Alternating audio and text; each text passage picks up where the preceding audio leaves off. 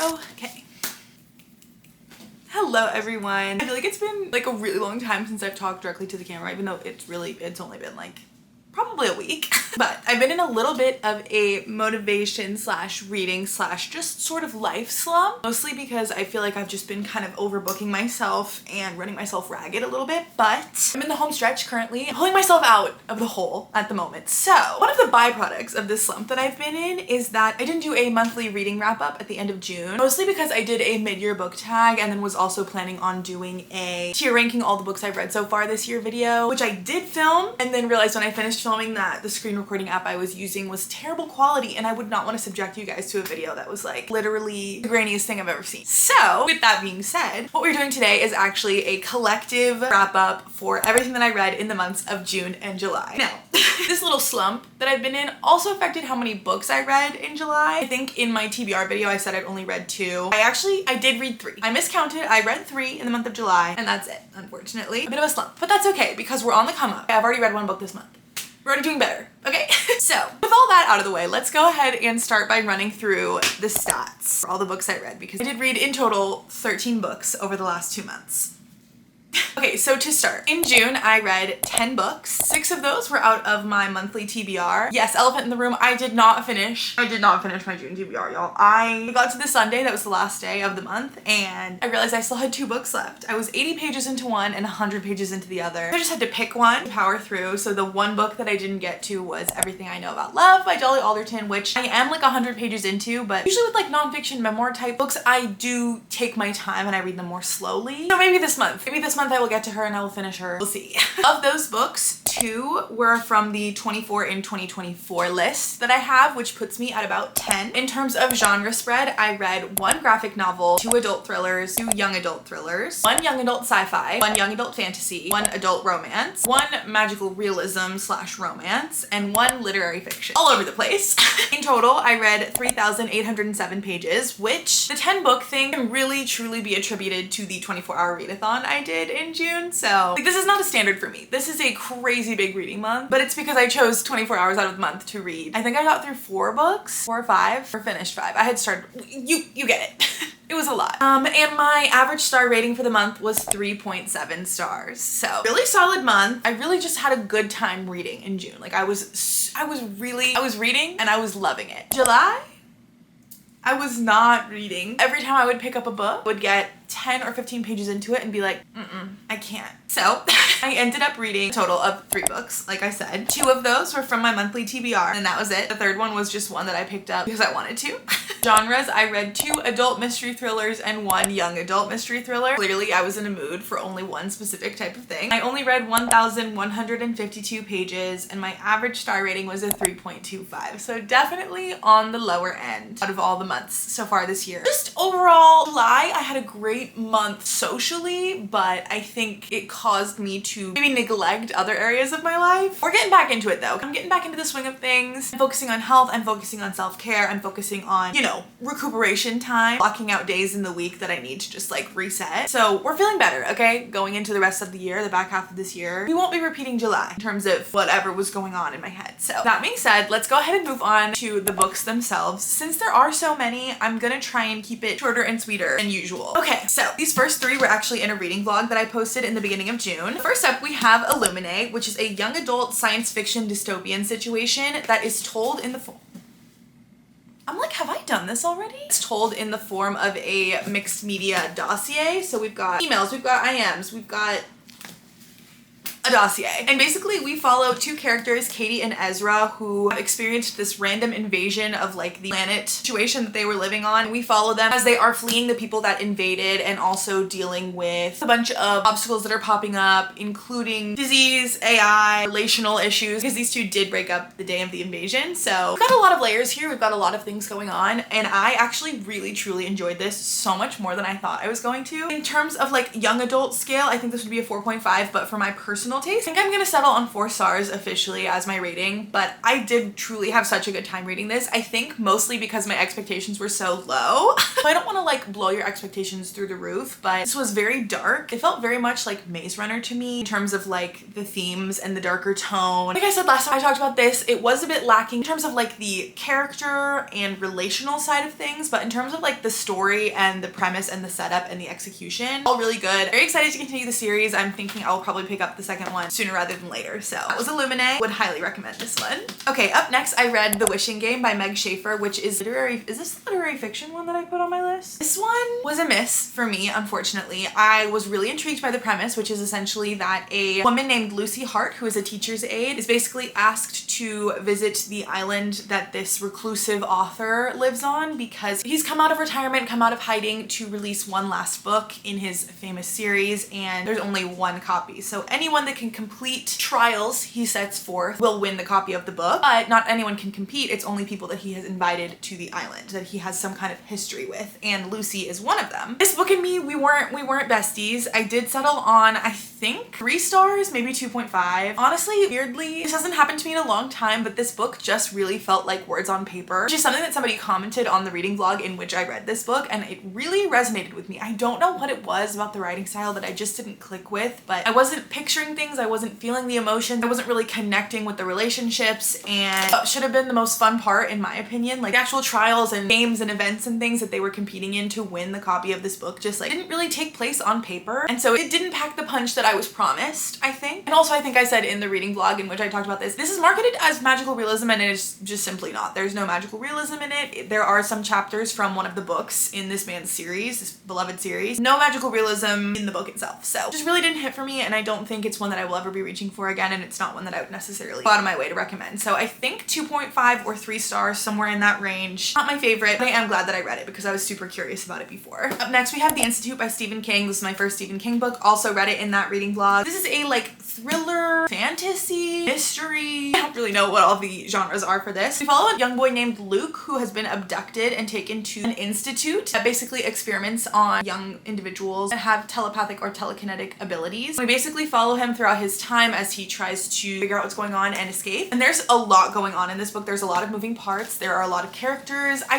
It was very exciting to finally read a Stephen King and understand what people mean when they say he's great at character work and great at like laying tracks that all lead to a huge climax at the end. I will say I was kind of underwhelmed with the climax that we came to in this book. I was expecting more. I wanted more, and it just didn't quite hit the way I wanted it to, which is why I ended up settling on 4 stars. Also, I wanted to connect more with the kids than I did. I still really enjoyed them, and I enjoyed the found family aspect. I just didn't really connect with them the way I wanted to, which is another reason why I wasn't like obsessed with this, but it does make me want to pick up more of his books immediately. Like I have Billy Summers sitting on my TBR card. I need to get to it sooner rather than later for sure. So number 3. Up next I read Six of Crows by Leigh Bardugo. Also my first book by a new author because this is my first time reading a Leigh Bardugo book. This is a young adult fantasy book that is the first book in a duology. I decided to just start with the duology because I've heard such more positive and glowing reviews about the duology than the Shadow and Bone trilogy, and I was not disappointed. I did really enjoy this, and I'm glad that I got to it. Basically we follow 6 characters that are considered outcasts as they attempt to complete a heist for a specific individual to retrieve a certain item. I really enjoyed this. I think I wasn't obsessed. I also think because my expectations were so high and I wanted to be obsessed, I was a little bit let down by how I ended up feeling about it at the end of the day, but I did really enjoy it. Like I liked the characters. I've never read a book with a primary romance plot like this. I don't know, it's so interesting. I don't even know how I would describe, like it's not a trope that it fits into, which is actually very refreshing. I think the way that the romance is layered into this book, it's very subtle. It's a bit of a slow burn, and it's a bit of a not exactly sure if that's where it's going at first. So I think it's the kind of thing that will hit in book 2. It just didn't 100% do it for me in this first book. But also I think on reread it would eat it up even more. So there were a handful of romance plots actually in this, and I liked the inclusion of all of them. They're all very different. Honestly, after finishing this, like yes, I really want to read Crooked Kingdom, which is the second book, because I think I will love it. But I also really want to pick up another Leigh Bardugo book, and I found Ninth House in a little free library last week. It's definitely a fall book, but it's calling my name. So anyways, I think I settled on 3.75 stars for this one, and yeah, I liked it.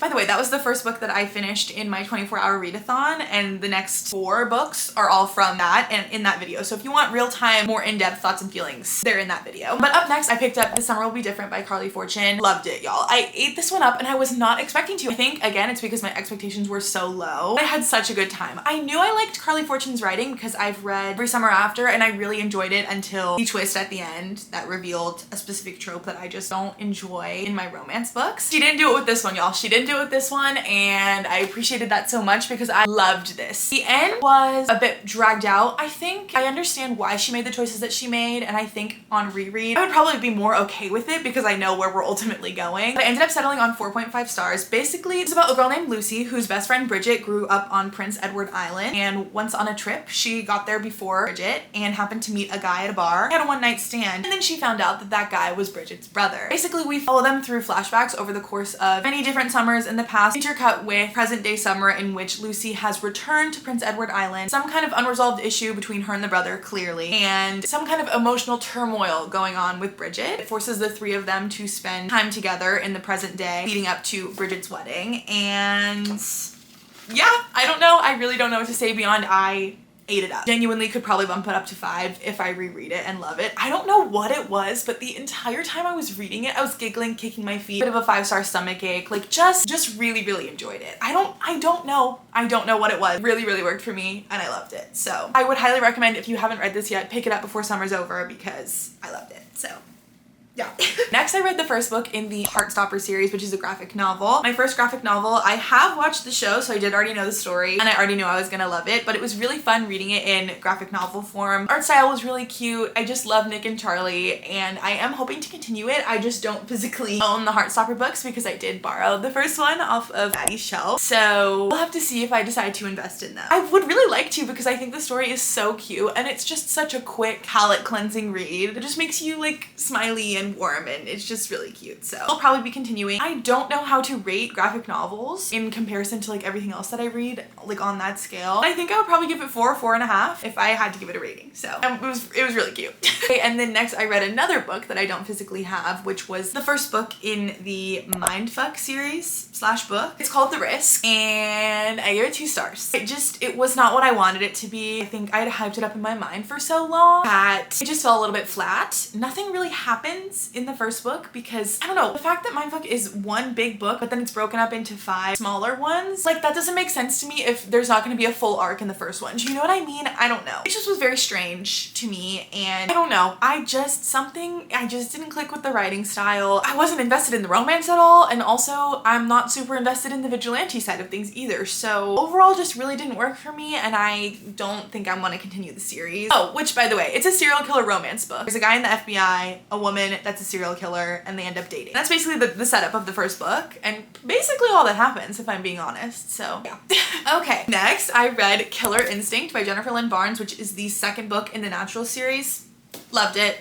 4 stars. Basically teens in the FBI. That's all you really need to know. Every single book involves a case that somehow relates to one of the tragic pasts of one of the teenage individuals in this task force. And yeah, I don't know. It's just really good. It's so fast-paced, so bingeable. The characters are so lovable. The cases are actually really interesting. Like it really pack a punch, which I really enjoy. It's just so good. And it's the kind of thing that makes me feel like the way that a really good TV show makes me feel, where I still feel in the world even after I finished it. So loving this. Can't wait to pick up the next one. I can't believe I haven't yet, but honestly, maybe to pull me out of this slump that I've been in, I might reach for All In next. So we'll see.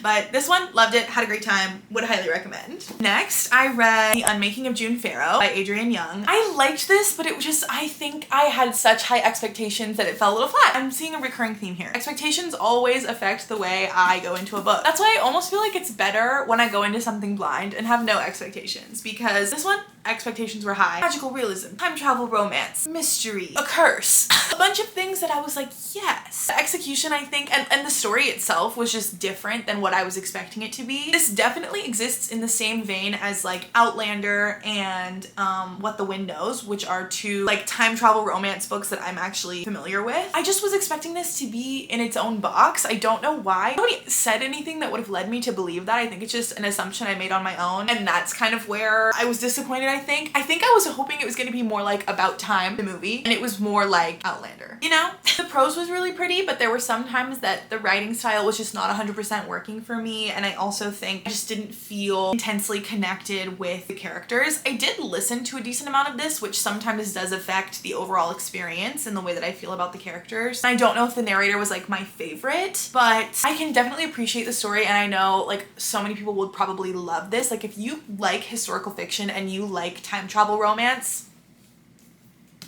you should read this one. I don't know, I think at the end of the day, I was expecting it to do something crazy different, world of its own, and it was very much giving something that I had seen before, which is totally fine, still love that. I ended up settling on 3.75 stars, which is still so great. I just wanted more, I think, at the end of the day.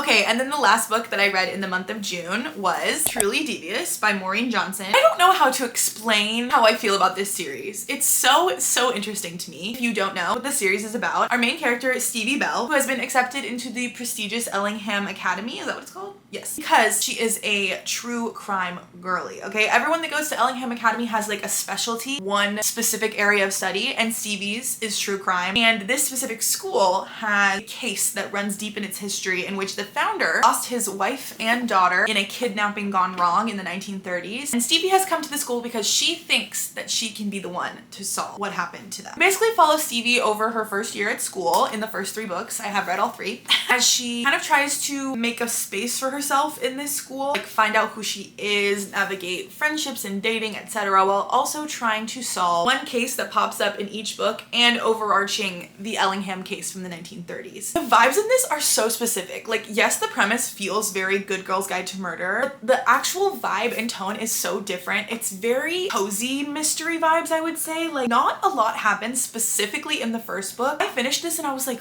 wait, huh? Because we learned almost nothing, and also the case that pops up, like the mini case that pops up in this first book, doesn't happen until I think halfway or a little over halfway. So a lot of it is literally your vibes. A lot of the characters are quirky, kind of feel like caricatures. Setting is very atmospheric, and somehow together all of it works so well for me specifically. Not to where I think it's like a favorite series that I've ever read, but just like it makes me want to keep reading. Maureen Johnson's doing something. She's doing something, because I read these books basically back to back in the last 2 months, and I haven't done that with the series in a really long time. She was doing something right, something that was scratching an itch in my brain, and I ended up settling on 3.5. Overall, I think this is a 3.5 series just because I feel like we could have done a little bit more with the mystery aspect of things. Like I said, almost nothing happens in this first one, to the point where when it ended, she managed to leave the loose ends so loose that that's why I felt like I had to keep reading, because obviously we didn't get complete overarching answers about everything until the last book. I really don't know how to explain it. I don't know how to explain it. I will say I do think I like this a little bit more than A Good Girl's Guide to Murder if we're talking young adult mystery. I could also see how this series would not be for everyone. That being said though, I did immediately order, like I said, Vanishing Stair, which is the second book right after I finished this, and this was the first book that I read in July. I think 3.5 stars again for this one. I think the individual mystery was a little more intriguing, but still just very slow pacing, very cozy. Oh, I'm looking at my notes and I actually rated Vanishing Stair 3.75 stars. So I think out of the series, Vanishing Stair was my favorite. I think because we got the most answers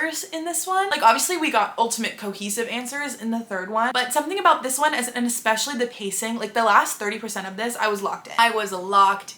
I will say overall, not super invested in the romance. The love interest just doesn't really feel like a real person to me at all. And he also kind of sucks. Personal opinion, but he's not great. Yeah, I don't know. I am really glad that I picked up this series, because I think when it comes to like young adult mystery thriller, it can be really hit or miss for me. But this series hit for me somehow, so love that. Next, I read Middle of the Night by Riley Sager, which I love Riley Sager. I really like his mystery thrillers. I think they're really fun and engaging and like well structured, but this one just didn't really do it for me. I think it has great summer vibes. It's like his newest release and it came out this summer, and it's set in like suburbia in the summer. I think suburban New Jersey in the summer. But basically we follow our main character, what's his name? Ethan Marsh, who's been kind of forced to return to his parents' home that they recently moved out of, and he's living there alone. He's like in his 40s, I think. And when he lived there when he was really young, his best friend at the time actually was abducted from his backyard and was never seen again. So we sort of follow Ethan as he is confronting his memories and guilt and feelings about what happened that night, and then also piecing together what really happened to Billy, his friend. I don't know, the plot, like the story of this, the pacing of it, the way that it ended up playing out, just like wasn't my favorite thing in the whole world. I think I got a little bit bored at some times, which you never want to be in a mystery thriller. Like, you should be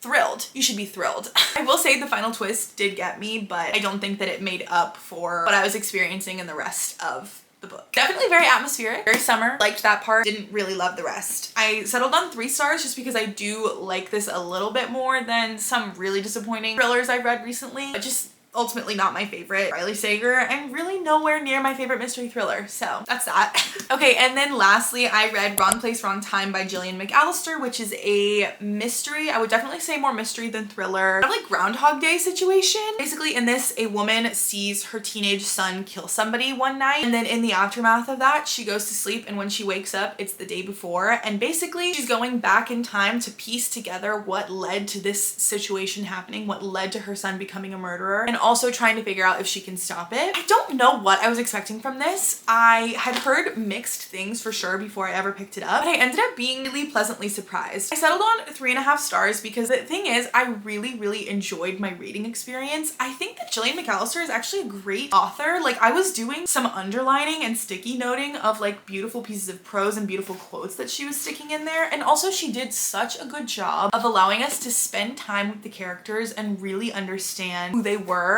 and really understand how much this mom cared for her son, and then it made us care about her and him and the conclusion of the story. Like, I was expecting this to be thriller vibes, and it turned out to be more cozy mystery, family dynamics. It felt kind of like The Last Thing He Told Me, where we're spending more time with the characters as people to get more invested in the story rather than being thrilled like one thing after the other. I will say, this was my book club book, and so we discussed this at book club, and we basically agreed that we could have removed maybe like 50 pages from this if we had just completely removed the need to explain what was happening, because she did a lot of kind of like meandering around when she was trying to decide what to do, the steps she could take, understanding what was happening. Like, there was a guy that was meant to be like a time travel specialist that she met up with a couple times as she moved backwards in time. And we could have truly done without that and kind of gone more of like the direction of 7-Year Slip, where the magical realism part is never explained. Like, the time travel part, you just kind of like, okay, yeah, we time travel and that's it. But overall, I enjoyed this, and I personally would recommend it because I personally enjoyed it. I do know, however, that an organized crime, cozy mystery, Groundhog Day situation is not going to be everyone's cup of tea, so if it doesn't sound like it would be, don't pick it up. But if you think you might enjoy that, also it's British, if that tells you anything, just know that that's the vibes. But I liked it, and I would recommend if you think that you might too. So